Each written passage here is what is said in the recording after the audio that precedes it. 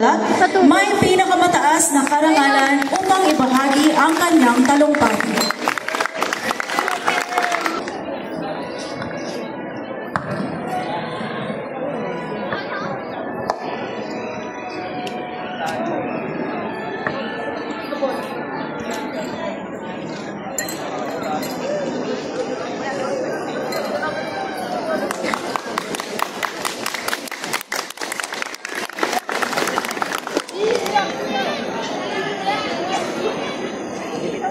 Sa atin pong kagalang-galang na mga panauhin mula sa DepEd Tarlac Province, panauhing pandangal, mga opisyales ng barangay, sa ating pong butihing punong guro ng ating paaralan, Dr. Angel Villamin, sa lahat ng kawani ng ating paaralan, mga masisipag na guro, mga nagsipagdating, mga mahal na magulang, at ang kabuuan ng mga dumalo sa selebrasyong ito. At higit sa lahat, ang mga kapwa ko, CSHians, na magsisipagtapos. Isang maalab at makabuluhang gabi po sa ating lahat. Bago ko pasimulan ang aking talumpati, nais ko pong pasalamatan ng ating mga magulang, mga guro, at ang ating paaralan sapagkat hindi magiging posible ang selebrasyong ito kung hindi dahil sa kanila. At higit sa lahat, binibigay ko ang pinakamataas na pasasalamat at papuri sa ating Panginoon na siyang gumabay at nagbigay ng pagkakataon upang tayong lahat ay magtipon-tipon sa araw na ito. Naniniwala po ako na hindi po sapat ang aking mga karanasan sa buhay upang magbigay sa inyo ng mga bagay o pananaw kung paano nyo nga ba hahayaan ang sarili nyong sumabay sa alon ng buhay. Ngunit hayaan nyo sana akong ipahayag ang aking tatlong salita o pangungusap na para sa akin ay hindi lamang mga salita, kundi paalala na magpatuloy at magsumikap. Ang mga ito ay aking napagtanto buhat ng mga karanasan ko sa aking pag-aaral. Malayo pa, pero malayo na. Halos lahat tayo ay narinig na ang katagang ito. Dahil tama nga naman, malayo pa ang lalakbayin natin, pero malayo pa rin na rin ang ating narating. But for now, my first word is dandanin. O sa wikang Tagalog, malapit na. Isang salita na nangangahulugang may magandang mangyayaring darating sa atin na siyang nagpapalakas ng ating loob na magpatuloy. Sa loob ng 16 na taon ko sa pag-aaral, napagtanto ko na lahat ng bagay na maaari nating mapagtagumpayan ay malapit o abot kamay lamang natin. Noong ako'y nasa kinder pa lamang, ang pagtatapos sa elementarya ay parang napakahaba at napakatagal bago ko ito marating. Ngunit hindi ko namamalayan na mabilis lamang pala iyon. Ganon din nang tumuntong ako sa high school. Dito ko napagtanto na lahat ng bagay ay malapit lamang natin makamit. Hindi lang natin namamalayan na ang bawat isa sa ating mga nais mabot ay unti-unti na nating nararating. Ang pagtatapos na ito ay malayo noon hanggang sa naging dandanin, hanggang sa narito na tayo ngayon. Lahat ng bagay ay isang tagumpay na tinutukoy natin sa salitang dandanin. Ngayong araw na ito, habang tayo ay nagsusuot ng toga at hawak ang ating mga diploma, hindi ko maiwasang balikan ang lahat ng pinagdaanan natin. Mula sa mga gabing halos walang tulog sa pag-review hanggang sa mga proyektong sabay-sabay ang deadline. Nakakapagod, oo, pero sulit. Sa bawat hakbang, sa bawat pagsubok, dahan-dahan tayong lumalapit sa ating mga pangarap. Kaya masasabi ko na dandanin. Oo, marami pa tayong haharapin sa susunod na yugto ng ating buhay. Pero ang layo na rin ng ating narating mula sa kung saan tayo nagsimula. At para sa akin, yun ang tunay na tagumpay. Pagkatapos ng kabanata ng buhay natin na ito at tumungtong tayo sa koleyo, isang panibagong dandanin na naman ang ating mararating. At yun ang makapagtapos na ng pag-aaral. At para sa mga hindi tutuloy sa koleyo, tiyak na dandanin, mararating din ninyo ang minimithi ninyo.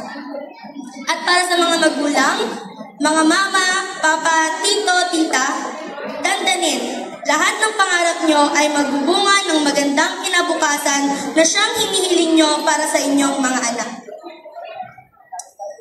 My second sentence is, dumteng tumatlang. Sa Tagalog ay darating din.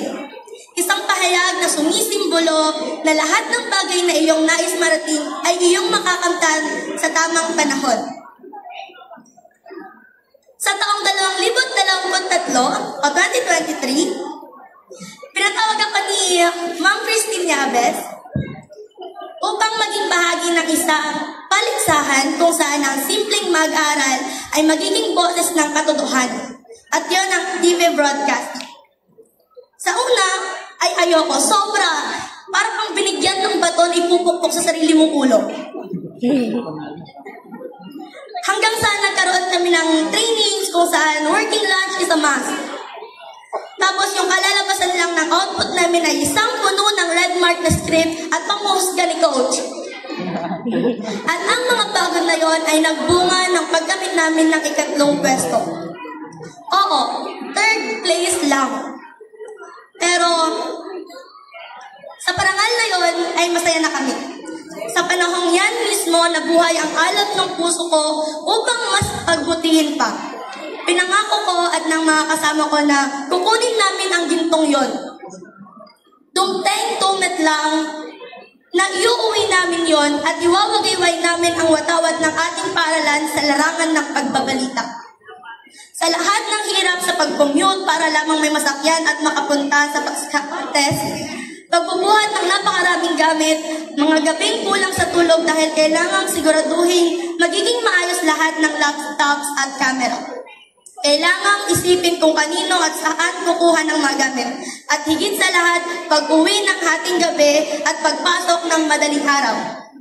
At dumating nga ang tamang panahon na aming pinagdarasal dahil nangyari ngayon. Dumteng matlang, yung mga panahon na natikman namin ang tamis ng aming paghihirap. At ngayon, sa huling pagkakataon ko sa ating mahal na paaralan, umaasa ko na may pagpatuloy pa yon. Sa aking karanasan na ito, aking napatunayan na if it's meant for you, it will find you. Kaya sa lahat ng mga hangaring nais natin marating, at pangarap na nais natin matupad, pagbutihin nyo lang dahil dumteng tumadlang na lahat ng mga yan ay makakamtan natin in God's perfect time. At higit sa lahat, sa ating mga magulang, pinapangako ko na dumteng tumadlang na makakabawi rin kami sa lahat ng sakripisyo at pagod na ibinibigay nyo alang-alang sa pamanang edukasyon na inyong inihahandog sa amin.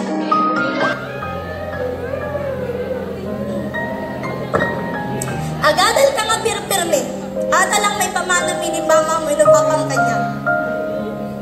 Halos lahat sa atin ay narinig na ang katagang ito sa ating mga magulang. Kaya naman ang aking pangatlong salita ay anusam. Isang Ilocanong salita na nangangahulugang tiisin mo lang. Sa loob ng aking 16 na taon sa pag-aaral, I've always craved for academic excellence and academic validation. At hindi ko sasabihin sa inyo na, ang dali! Share nga lang ako eh. O kaya naman, it's just a piece of cake. Sapagkat hindi naman talaga. Dahil ang kabayaran sa academic excellence at academic validations na yan ay tambak na schoolworks, walang katapusang practice, sabay-sabay na quizzes at sandamakmak na projects. Tama? Ngam, anusam, dahil ang simpleng estudyante kagaya ko at kagaya nyo ay walang karapatang magreklamo dahil merong nagpapaaral ng walang hinihinging kapalit, kundi pagbutihin lamang ng anak niya ang pag-aaral kung saan makakamtan nito ang edukasyon na nais nilang ipamana. Nakita ko kung paano maghirap at magtrabaho ang aking mga magulang. Mabigay lamang ang mga pangangailangan at kagustuhan naming magkakapatid, lalo na sa pag-aaral. At sigurado ako na bawat isang magulang na dumalo o hindi man dumalo sa selebrasyong ito ay nagagalak sa pagtatapos ng kanilang mga anak. Bilang isang anak, alam ko na bawat isa sa ating magsisipagtapos ngayon ay isa sa ating mga pangarap ay ang masuklian ang lahat ng ating mga magulang at kamag-anak sa lahat ng kanilang sakripisyo, tulong at paghihirap makapagtapos lamang tayo. Sa mga kapwa ko magsisipagtapos ngayon, anong sabi? Dahil lahat ng paghihirap na ating hinaharap ay parte lamang ng ating paglalakbay. Nagbibigay lamang ng mga aral sa atin at nadadagdag ng tamis na tagumpay na naghihintay para sa atin. Sa lahat ng mga taong naging susi ng pagtatapos natin ito, sa ating mga ama, ina, tito, tita, anong sanyo? Makalpas kaming tungod lang. At sisiguraduhin namin na bawat patak ng pawis na inyong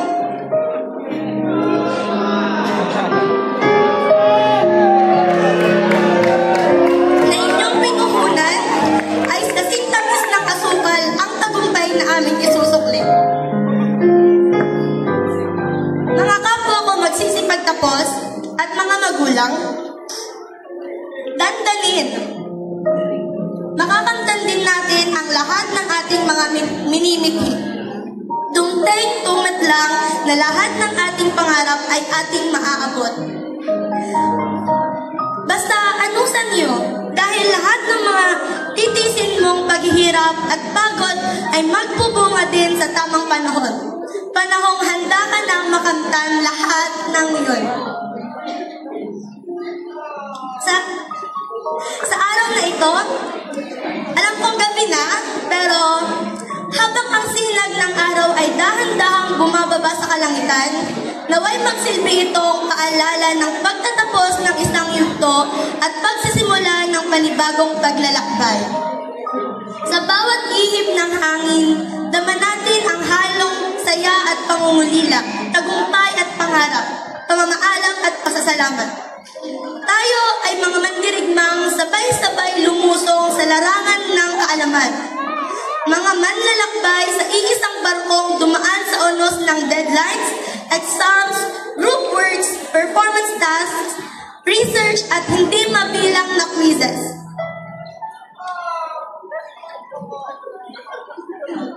Pagkatapos ng araw na to, wala nang Mars na sabay-sabay mag-aayos ng sarili, tulungan sa pagkukulot ng buhok, hiraman ng koloreta sa mukha, at pag-tiktok ng magkakasama. Tama? Wala nang Earth na laging nakatambay sa silong ng mangga tuwing umaga. Alam si Ma'am Michelle. Wala nang Mercury na laging nagpapatugtog ng musika sa tabi ng classroom namin. At higit sa lahat, my dear Saturn Annets, wala nang tanungan tuwing malapit na yung pagsusulit or may mga quizzes na darating. Wala nang eating together with Ma'am M. Wala nang tulugan sa classroom every weekend.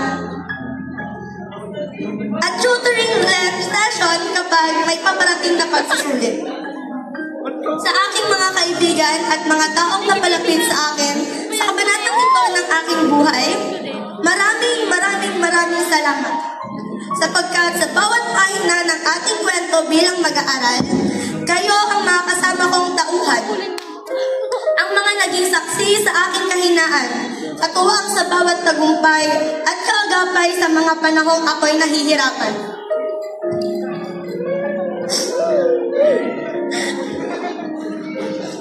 Ako'y lubos na mangungulila sa mga alaalang nabuo ko kasama kayo. At ang lahat ng mga yon ay babaunin ko sa bagong yugto ng aking buhay. Sa aking review buddies, Kyle, Angel, Jasmine,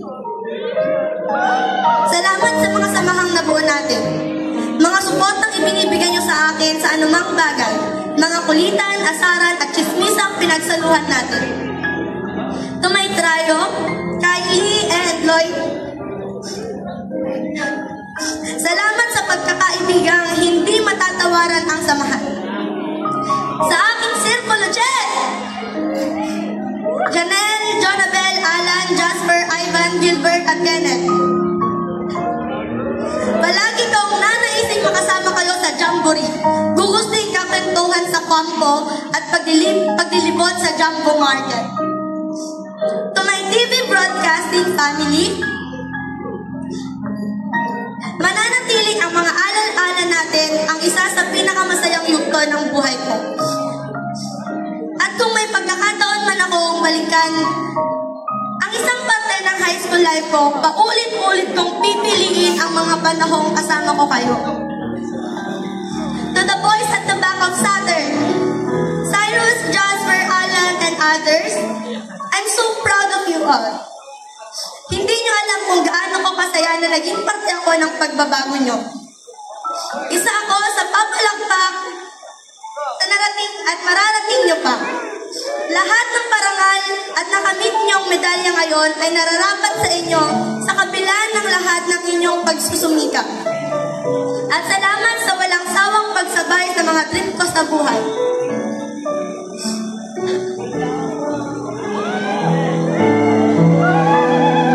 Ma'am Christine Yaves, my coach, ang taong nagtulak sa akin na pagbutihin palalo.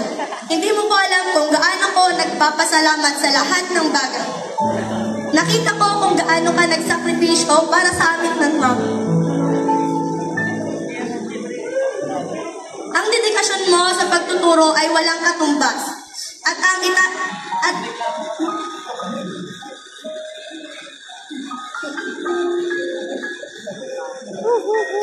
Ang dedikasyon mo sa pagtuturo ay walang katumbas at ang pagmamahal mo sa mga estudyante mo ay hindi matatawaran. Nakikita ng lahat kung gaano ka ka-stricto.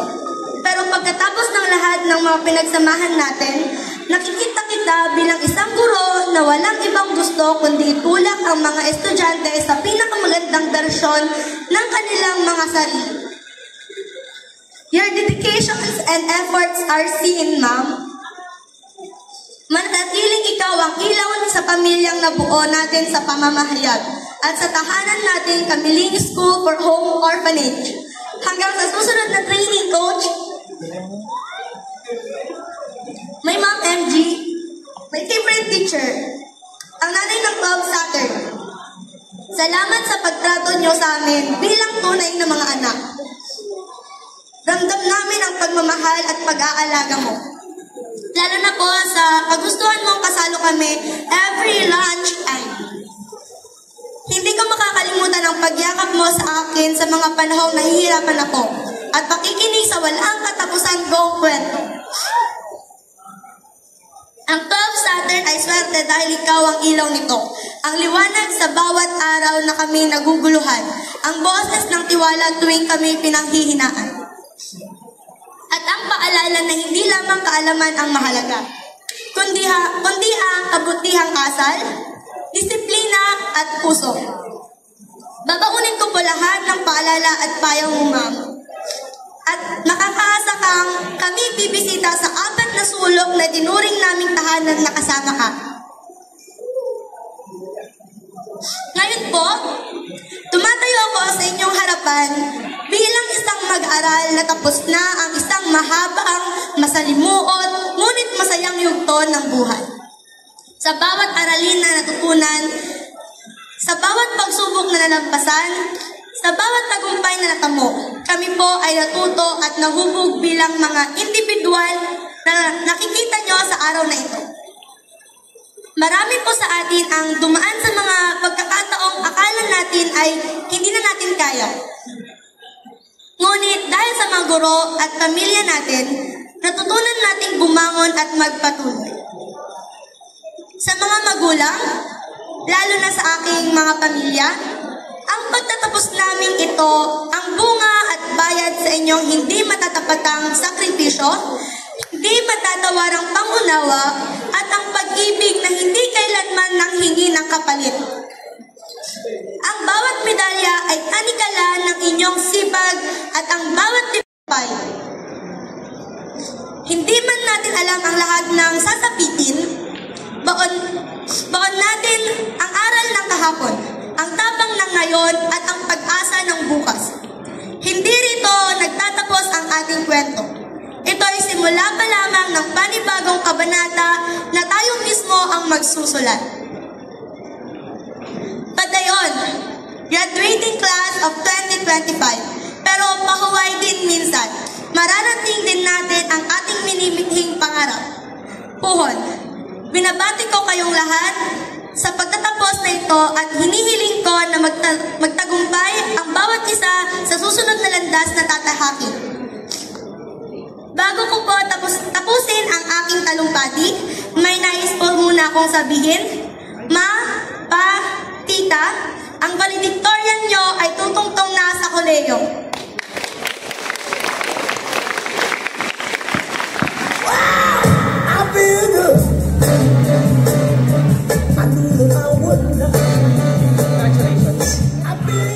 Congratulations, Cyril, ang ating class valedictorian of school year 2024 to 2025. Palakpakan muli natin si Cyril Ann Bandon. At tatandaan niyo yung sinabi niya.